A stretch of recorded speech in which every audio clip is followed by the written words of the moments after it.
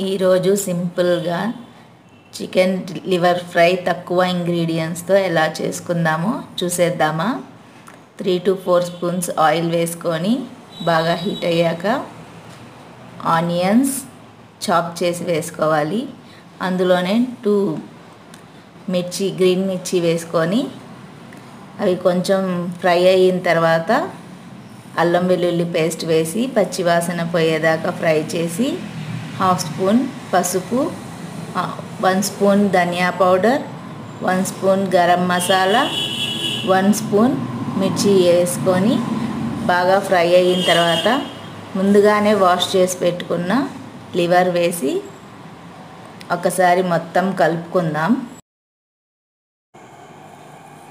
ఇప్పుడు మూత పెట్టి ఒక 5 minutes మంచిగా ఉడికించుకుందాం. చూడండి వాటర్ అంతా ఎలా వచ్చిందో. ఇప్పుడు సాల్ట్, టేస్ట్కి తగ్గట్టు సాల్ట్ వేసి 1 స్పూన్ చికెన్ మసాలా వేసుకొని బాగా కలుపుకొని దాంతోపాటు కొంచెం కొబ్బరి పౌడర్ వేసి వాటర్ అంతా ఇంకేలా మంచిగా ఫ్రై చేసుకుందాం.